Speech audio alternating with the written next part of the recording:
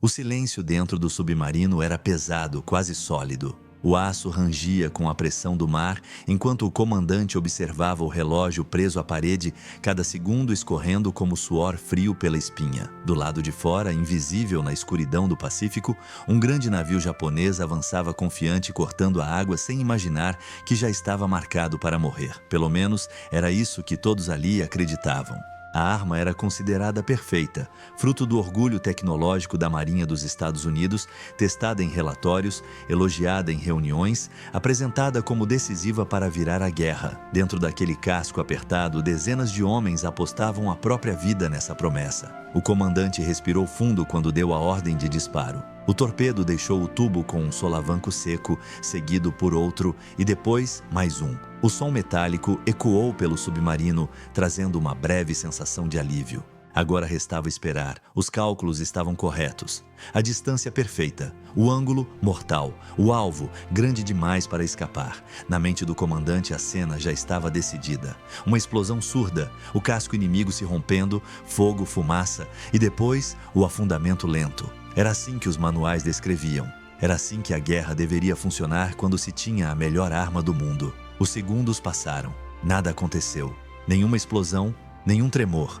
Apenas o ruído distante das hélices japonesas, seguindo adiante como se nada tivesse sido lançado contra elas. Dentro do submarino, o silêncio se transformou em algo mais perigoso. Olhares começaram a se cruzar. O operador de sonar ajustou os fones, convencido de que tinha perdido o som do impacto. O comandante sentiu o estômago afundar. Aquilo não fazia sentido. Os torpedos não podiam simplesmente falhar, não ali, não agora. Mais alguns instantes, e então veio a confirmação cruel.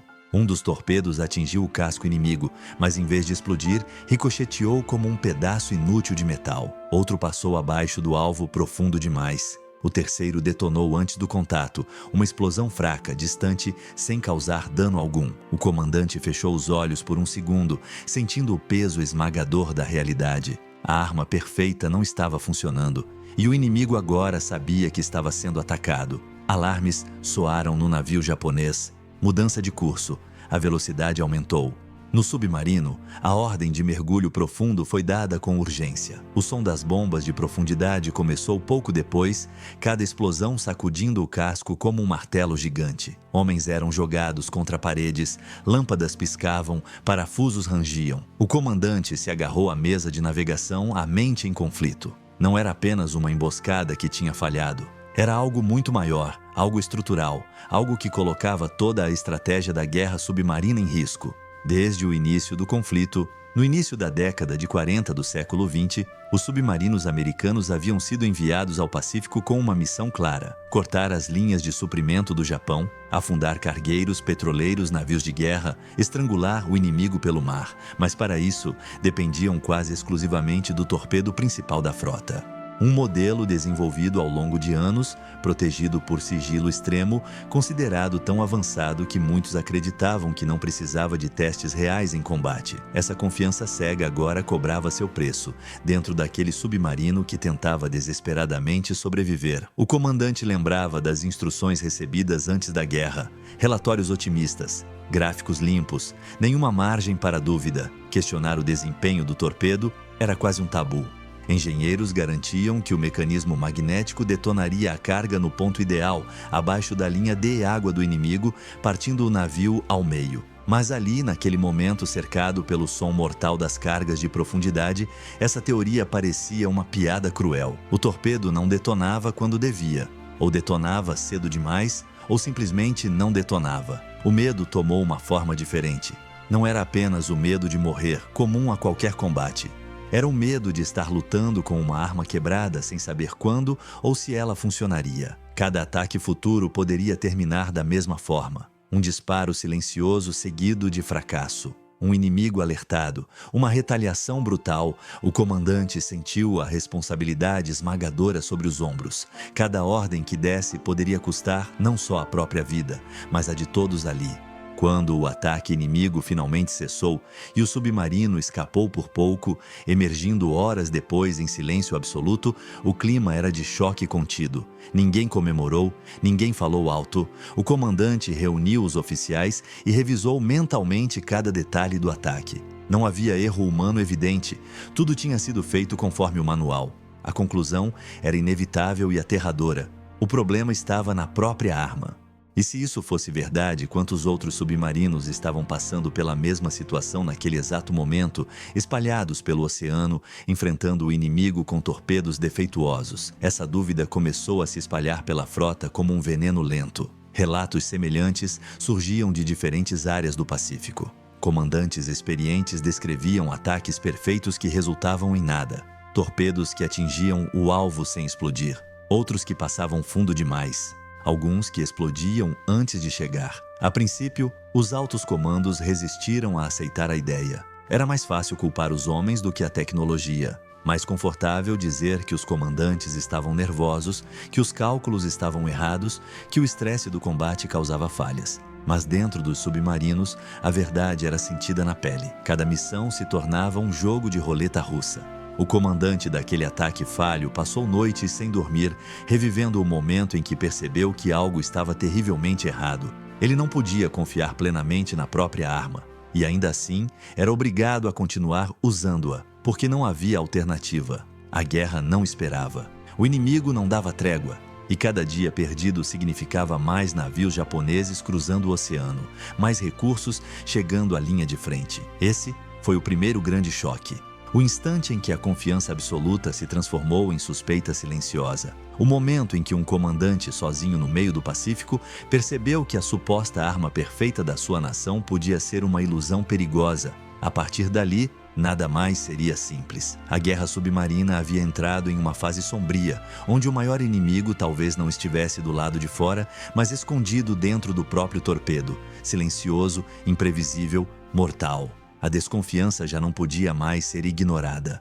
Depois daquele primeiro ataque fracassado, outros relatos começaram a ecoar pelos corredores abafados dos submarinos americanos espalhados pelo Pacífico. Não eram boatos isolados, nem desculpas de comandantes inseguros. Eram padrões assustadores. Navios inimigos atingidos em cheio que continuavam navegando, explosões fracas demais para causar danos reais, torpedos que simplesmente desapareciam no mar sem cumprir sua função.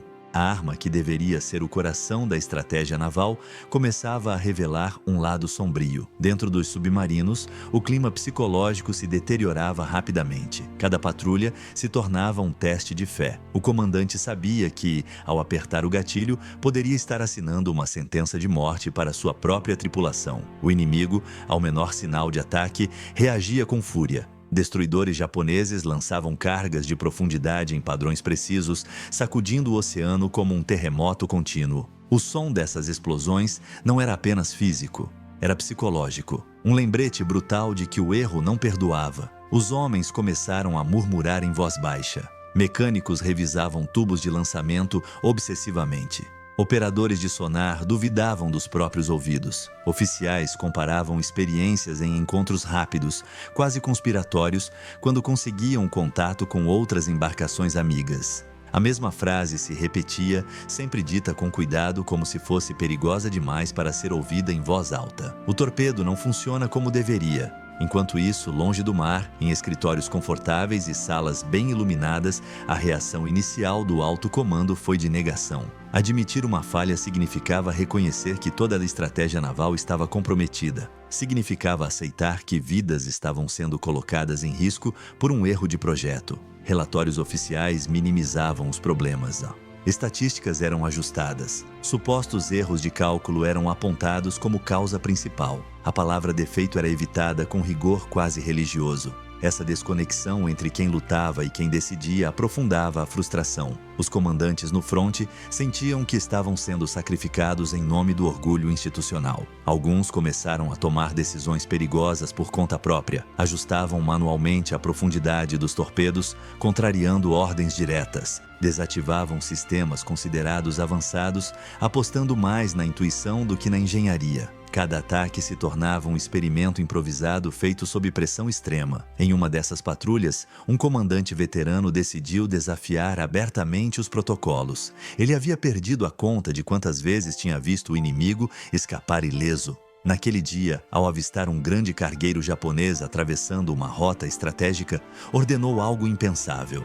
Ajustar o torpedo para explodir apenas por impacto direto, ignorando o sistema magnético que deveria garantir a detonação perfeita. Era uma aposta desesperada, quase um ato de rebeldia silenciosa. O disparo foi feito. O torpedo cortou a água em direção ao alvo, o silêncio voltou a dominar o submarino. Segundos que pareciam eternos se passaram. Então, finalmente, uma explosão violenta sacudiu o oceano. O navio inimigo se partiu em chamas, gritos ecoaram sobre as ondas e o mar engoliu toneladas de aço. Pela primeira vez em muito tempo, o torpedo havia cumprido sua função, mas a vitória trouxe um gosto amargo. Aquilo confirmava o pior cenário possível. A arma só funcionava quando seus próprios sistemas mais avançados eram ignorados. A notícia se espalhou rapidamente entre a frota submarina, mesmo sem autorização oficial. Um código informal surgiu. Ajustes secretos, recomendações sussurradas. A confiança na cadeia de comando começava a ruir. Não era apenas uma crise técnica, era uma crise de autoridade. Os homens no mar estavam aprendendo à força que obedecer cegamente podia ser fatal. O impacto humano dessa descoberta foi profundo. Jovens marinheiros, muitos deles em sua primeira missão de combate, passaram a conviver com um medo constante. Não apenas do inimigo, mas da própria arma que manuseavam. Cada torpedo carregado era uma incógnita. Cada ataque podia terminar em glória ou em uma perseguição mortal. O estresse corroía a moral. Rostos cansados, olhares vazios, mãos trêmulas ao ajustar válvulas e alavancas. Enquanto isso, o Japão continuava a mover suprimentos, tropas e combustível através do oceano. Cada navio que escapava por causa de um torpedo defeituoso prolongava a guerra, prolongava o sofrimento em ilhas distantes, em frentes de batalhas sangrentas, em cidades bombardeadas. O erro técnico começava a se transformar em um problema estratégico de proporções gigantescas. Pressionado por relatos cada vez mais difíceis de ignorar, o alto comando finalmente autorizou investigações mais sérias. Engenheiros foram enviados ao Pacífico. Testes começaram a ser realizados em condições reais, algo que deveria ter sido feito desde o início. Os resultados foram chocantes. Os torpedos navegavam mais fundo do que o indicado. Os detonadores magnéticos reagiam a variações no campo magnético da Terra de forma imprevisível. Em alguns casos, a simples proximidade do alvo era suficiente para causar uma explosão prematura. Em outros, nem mesmo um impacto direto garantia a detonação. A verdade veio à tona lentamente, quase a contragosto. A arma perfeita havia sido aprovada com base em testes incompletos e excesso de confiança. O medo de atrasar a produção, somado à pressão política e ao orgulho tecnológico, criara um monstro silencioso. Um torpedo que parecia mortal no papel, mas traiçoeiro no combate real. Para os comandantes que já tinham arriscado tudo no mar, essa confirmação foi devastadora e libertadora ao mesmo tempo. Devastadora porque validava seus piores medos. Libertadora porque, finalmente, eles não estavam loucos. O problema nunca foi incompetência. Foi obediência cega a uma promessa falsa. A guerra, porém, não parava para ajustes. Cada dia sem uma solução definitiva custava vidas. A tensão atingiu um novo patamar. Agora, além de enfrentar o inimigo, os comandantes sabiam que estavam lutando contra o tempo. Consertar o erro era urgente, mas admitir publicamente o fracasso poderia abalar a confiança nacional e expor fragilidades perigosas. No fundo do oceano, dentro de cascos de aço pressionados pela água e pelo medo, os homens aguardavam. Sabiam que algo precisava mudar. Sabiam que a próxima decisão, tomada longe dali, definiria se continuariam indo para o combate com uma arma imprevisível ou se, finalmente, a verdade seria enfrentada de frente. A falha já não era apenas um detalhe técnico.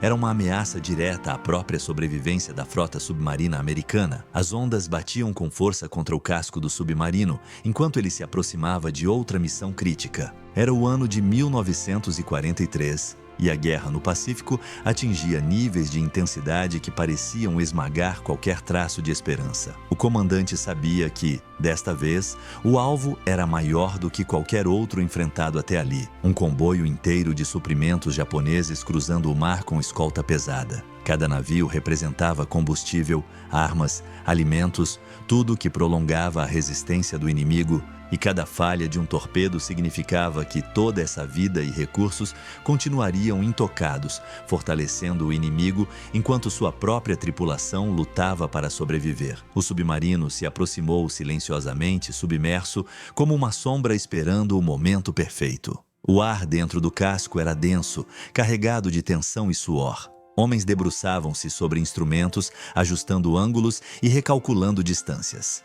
Cada ruído do equipamento parecia amplificado, cada estalo de metal ecoava pelos corredores apertados. O comandante sentiu um frio percorrer sua espinha. Ele sabia o que estava em jogo. Não era apenas a missão, era a credibilidade de toda a frota, de toda a estratégia naval. Cada torpedo agora carregava mais do que explosivos. Carregava medo, dúvida, desesperança. Os alvos foram identificados. O comandante respirou fundo, apertando os punhos sobre o mapa naval diante dele. Ele deu a ordem para disparo. Um torpedo, 2 torpedos, 3 torpedos lançados com precisão matemática, como se cada homem soubesse instintivamente que este momento definiria o futuro da batalha. Por um instante tudo parecia funcionar. As águas em frente ao comboio permaneceram calmas, apenas refletindo a tensão silenciosa do submarino. Mas a esperança rapidamente se transformou em pavor. O primeiro torpedo atingiu o navio central, mas mais uma vez não houve explosão. Ele ricocheteou levemente, deixando um arranhão superficial. O segundo torpedo afundou muito além do casco inimigo, desaparecendo nas profundezas sem efeito. O terceiro detonou prematuramente, levantando apenas uma coluna de água que desapareceu tão rápido quanto surgiu. O comandante observou a cena com um nó apertando a garganta. Os navios japoneses agora sabiam que estavam sendo atacados e aumentaram a velocidade, adotando manobras evasivas que tornavam qualquer nova tentativa ainda mais perigosa. O som das cargas de profundidade começou pouco depois. Cada explosão parecia mais próxima, mais violenta, sacudindo o submarino como se o oceano estivesse tentando engoli-lo. Homens caíam, lâmpadas piscavam, alarmes soavam em uma cacofonia de desespero. O comandante se agarrou à mesa de navegação, consciente de que sua falha tecnológica agora colocava todos ali em risco imediato. Era um paradoxo cruel. Ele confiava em seus homens e em sua própria habilidade, mas a arma que deveria assegurar a vitória agora ameaçava destruí-los. Dentro daquele casco de aço, o impacto psicológico era tão mortal quanto qualquer torpedo. Homens começavam a questionar tudo. Cada decisão tomada com cuidado meticuloso parecia inútil diante de um sistema que não funcionava. O medo de falhar se misturava com a raiva contida, e o silêncio entre explosões se tornava insuportável, carregado de tensão quase palpável. Cada olhar trocado dizia o mesmo. A arma que deveria proteger era, na verdade, uma sentença de incerteza. Quando finalmente o submarino conseguiu emergir de forma segura, a frustração era tangível. A tripulação sabia que sobrevivera por pouco, mas a sensação de impotência pairava sobre eles como uma sombra. O comandante reuniu seus oficiais para discutir o ocorrido. Os relatos foram detalhados, cada falha analisada, cada anomalia registrada. A conclusão era clara. Não se tratava mais de um acidente isolado. Era uma falha sistêmica, recorrente e perigosa que precisava ser enfrentada com urgência. Essa percepção trouxe à tona uma crise ainda mais profunda. O alto comando, agora confrontado com provas irrefutáveis, finalmente começou a reconhecer a gravidade da situação. Engenheiros especializados foram enviados para investigar, inspecionando torpedos, analisando detonadores magnéticos e testando profundidades de mergulho. Descobriu-se que, devido a erros de fabricação e limitações de design, os torpedos frequentemente navegavam mais fundo do que deveriam e detonavam de maneira imprevisível, às vezes antes de atingir o alvo ou muitas vezes passando completamente sem detonar. A arma perfeita que tantos consideravam infalível revelava-se uma fraude silenciosa. Para os comandantes no fronte, essa descoberta era ao mesmo tempo devastadora e esclarecedora. Devastadora porque validava seus medos mais sombrios. Estavam indo para o combate carregando uma arma que não confiavam, mas esclarecedora porque finalmente confirmava que a culpa não era deles. Eles não eram incompetentes, nem os homens da tripulação. O problema estava na própria tecnologia, aprovada às pressas por motivos políticos e de orgulho nacional, sem testes adequados em condições reais de combate. Mesmo assim, a guerra não esperava.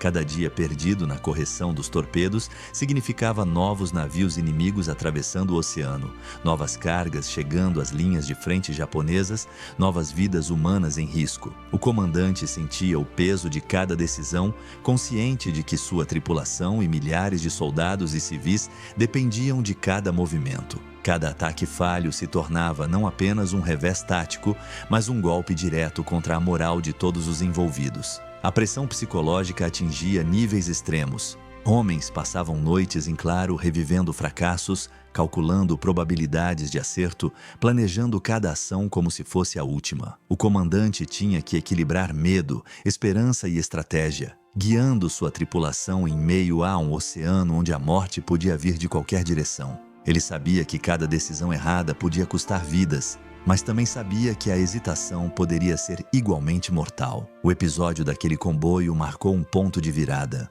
Não era mais apenas sobre atacar ou não atacar. Era sobre aprender a lidar com uma falha tecnológica que ameaçava toda a operação. Ajustes improvisados começaram a surgir. Torpedos recalibrados manualmente, métodos alternativos de disparo, instruções silenciosas trocadas entre comandantes experientes. Era a sobrevivência em sua forma mais crua, adaptação em tempo real, criatividade em meio ao caos e coragem frente a uma arma que, por mais avançada que fosse, não cumpria o que prometia. O comandante sabia que ainda havia batalhas pela frente, muito mais perigosas do que qualquer comboio isolado. Mas aquele dia deixou uma lição clara. Em guerra, confiar cegamente em tecnologia, por mais perfeita que pareça, pode ser tão perigoso quanto subestimar o inimigo. E naquele momento, enquanto o submarino cortava novamente as águas escuras do Pacífico, a consciência de que cada falha poderia ser fatal pesava mais do que qualquer manual ou gráfico, lembrando a todos que a guerra não perdoa fraqueza, nem humana, nem tecnológica. O ar dentro do submarino estava pesado, saturado de tensão e sal. Era o ano de 1944 e os confrontos no Pacífico haviam atingido um ponto crítico. O comandante sabia que aquela missão não era apenas mais uma patrulha. Era uma tentativa desesperada de recuperar a confiança perdida nos torpedos, de provar que a Marinha poderia contar com eles ou, pelo menos, descobrir de uma vez por todas o que estava falhando. O alvo era uma frota de escolta inimiga, atravessando uma rota vital para o abastecimento japonês. Cada navio era protegido, cada movimento cuidadosamente calculado pelo inimigo. Um erro agora não seria apenas mortal, seria catastrófico. O submarino avançava silencioso, submerso, como uma sombra que deslizava pelas profundezas. O comandante sentia cada oscilação do casco, cada pressão da água empurrando contra ele. Os homens ao redor mostravam sinais claros de fadiga e ansiedade. O peso da incerteza corroía lentamente a moral. Todos sabiam que um disparo errado, um cálculo impreciso, poderia significar a morte imediata, não apenas para eles, mas para o sucesso estratégico de toda a frota. O inimigo estava alerta, experiente, e não hesitaria em retaliar com força esmagadora. O comandante ajustou os cálculos mais uma vez, revisando ângulos e profundidades, enquanto lembrava das falhas anteriores que quase haviam custado vidas. O histórico dos torpedos defeituosos agora pesava como uma sentença sobre ele. Ele respirou fundo, apertou os punhos e deu a ordem para disparo. 1, 2, 3 torpedos lançados com precisão meticulosa, cada um carregado não apenas de explosivos, mas de esperança e medo. O silêncio que se seguiu foi absoluto, interrompido apenas pelo som distante das hélices inimigas. O primeiro torpedo acertou o casco de um destroyer, mas mais uma vez não houve explosão. O impacto foi frustrante, quase cruel. O segundo torpedo passou rente à quilha de um navio cargueiro, penetrando profundamente nas águas sem detonar. O terceiro detonou prematuramente, levantando apenas uma coluna de água insignificante. O comandante sentiu a pressão aumentar, seu coração batendo com força, o suor escorrendo pelo rosto. A arma que deveria ser perfeita continuava a falhar e agora, com a frota inimiga em alerta total, cada movimento errado poderia ser fatal. A tensão explodiu em pânico contido quando os inimigos começaram a manobrar em resposta. Cargas de profundidade caíram sobre o submarino em sucessão rápida, fazendo o casco tremer como se o oceano tentasse esmagá-lo. Homens foram arremessados contra paredes, alarmes soaram sem parar, lâmpadas piscavam em um ritmo caótico. Cada explosão era um lembrete brutal. A falha do torpedo colocava todos ali em risco real, imediato, mortal. O comandante se agarrou à mesa de navegação, sentindo a gravidade de cada decisão, consciente de que a próxima manobra poderia salvar ou condenar a todos. Nesse instante, ele percebeu algo que mudaria tudo. Durante uma análise rápida comparando o comportamento dos torpedos e os relatos de outras patrulhas, ele identificou um padrão. Os detonadores magnéticos falhavam com variações sutis no campo magnético da Terra, enquanto a profundidade real de mergulho muitas vezes ultrapassava o limite seguro. Era uma falha sistemática, não um acaso. E agora, no meio de um ataque real, ele tinha a oportunidade de testar uma correção improvisada, baseada em observações de combate e ajustes manuais, algo que jamais deveria ter sido necessário se a arma fosse confiável. O comandante deu ordens rápidas e silenciosas. Ajustes de profundidade, desativação parcial do detonador magnético, controle manual da trajetória do torpedo. Homens experientes trabalharam com precisão, cada movimento carregado de urgência e tensão. O tempo parecia se alongar infinitamente. Cada segundo poderia ser o último.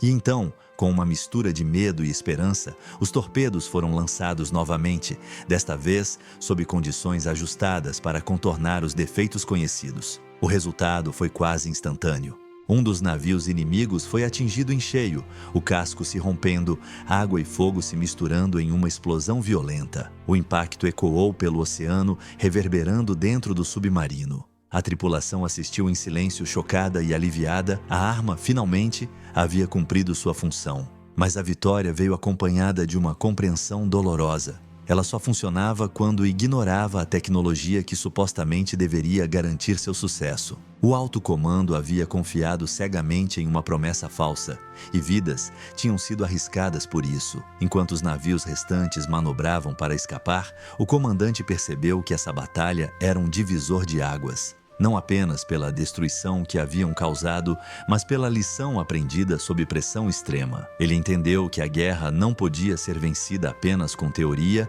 planos ou tecnologia não testada em combate real.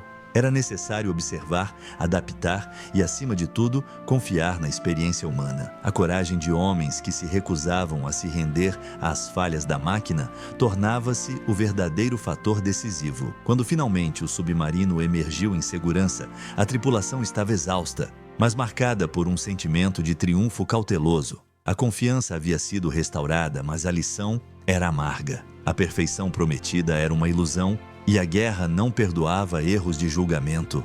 O comandante sabia que novas batalhas viriam, ainda mais perigosas, e que a ameaça não estava apenas nos inimigos visíveis, mas na tecnologia em que tinham sido obrigados a confiar. Cada decisão futura carregaria o peso de vidas humanas, estratégias arriscadas e a constante lembrança de que, às vezes, o maior inimigo está escondido dentro da própria arma. O submarino avançava novamente nas águas profundas do Pacífico, mas algo havia mudado.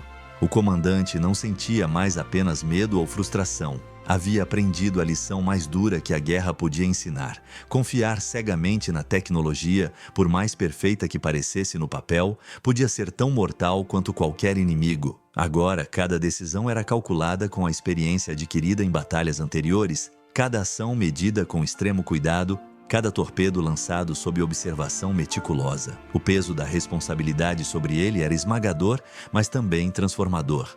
Ele sabia que suas escolhas determinariam a sobrevivência de cada homem a bordo e o impacto estratégico de cada missão. Era meados de 1944 e a frota japonesa ainda dependia do transporte marítimo para manter suas tropas e suprimentos. O comandante sabia que havia uma oportunidade de causar um golpe decisivo, mas a ameaça era enorme. Escoltas pesadas, destroyers velozes, padrões de ataque imprevisíveis. Cada segundo de hesitação poderia significar a morte. Dentro do submarino, homens se preparavam silenciosamente, o suor escorrendo pela testa, olhares fixos nos instrumentos, corações acelerados. O oceano parecia mais escuro, mais profundo, mais hostil do que nunca. Quando o alvo foi finalmente identificado, o comandante sentiu a tensão atingir um novo nível. Era um comboio gigantesco, protegido e estratégico, atravessando uma rota crucial. Ele revisou mentalmente todos os ajustes feitos em missões anteriores. Cada torpedo seria lançado com controle manual de profundidade, ignorando parcialmente o detonador magnético que já havia falhado tantas vezes. Homens experientes ajustavam tubos de lançamento, recalculavam ângulos e velocidades. Cada movimento era feito com precisão quase cirúrgica, mas o coração de todos batia em uníssono com o oceano ao redor, como se a água pressentisse o perigo iminente. O disparo começou, um torpedo, depois outro e mais outro. O silêncio após o lançamento parecia interminável. O comandante observava através do periscópio cada navio inimigo atravessando seu campo de visão como uma sentença. E então, algo que parecia impossível aconteceu. Os torpedos atingiram os navios exatamente como calculado. Explosões enormes sacudiram o oceano, fogo e água se misturando em uma dança mortal. Um destroyer partiu ao meio, outro navio começou a afundar lentamente, e o comboio entrou em caos completo. Pela primeira vez em muito tempo, a arma funcionava não apenas no papel, mas na realidade brutal do combate. O impacto psicológico sobre a tripulação foi imediato. Homens que haviam sido consumidos pelo medo e pela dúvida agora experimentavam uma mistura intensa de alívio e admiração. Eles haviam sobrevivido, e o inimigo havia sido atingido com força devastadora. Mas essa vitória não era apenas sobre os torpedos ou sobre a tecnologia. Era sobre a coragem, a adaptabilidade e a inteligência humana. A tripulação havia aprendido que a guerra exigia mais do que confiar em planos ou equipamentos sofisticados. Exigia análise constante, improvisação e uma determinação inabalável frente ao perigo. Enquanto o submarino recuava em segurança, deixando o comboio destruído para trás, o comandante refletia sobre tudo o que havia ocorrido. Anos de testes incompletos, decisões políticas, orgulho tecnológico e falhas de comunicação quase custaram milhares de vidas. A arma perfeita, como havia sido chamada, só revelou sua verdadeira eficácia quando os homens que a operavam compreenderam suas limitações e aprenderam a contorná-las. Era uma lição dura sobre a arrogância tecnológica e a importância da experiência humana na guerra. Ao emergir nas águas calmas, o comandante observou o horizonte tingido pelo nascer do sol, consciente de que a batalha estava longe de terminar, mas que algo havia mudado profundamente. Sua tripulação agora confiava na própria habilidade e não apenas nas promessas de engenheiros e manuais. Cada homem a bordo carregava a lembrança da falha e da vitória, e cada decisão futura seria guiada por aquela experiência dolorosa, mas necessária. A guerra continuaria e o oceano permaneceria traiçoeiro, mas dali em diante a lição estava clara. A arma mais poderosa não era o torpedo, nem o destroyer, nem o plano estratégico. Era a coragem, a adaptabilidade e a inteligência de quem ousava enfrentar o desconhecido, mesmo quando tudo ao redor parecia falhar. E assim, naquela manhã de luz fria sobre o Pacífico, o comandante percebeu que a verdadeira vitória não era apenas afundar navios inimigos, mas sobreviver ao confronto com a própria imperfeição, transformar medo em ação e provar que, mesmo em meio a falhas tecnológicas, o fator humano continuava sendo o elemento decisivo da guerra. O terror e a dúvida que haviam marcado cada missão agora se transformavam em admiração silenciosa pela resiliência dos homens que enfrentavam o impossível, tornando-se uma história que ecoaria muito além do oceano, como um lembrete de que, em guerra, nem sempre a arma perfeita é a que vence, mas sim aqueles que aprendem a dominá-la contra todas as probabilidades.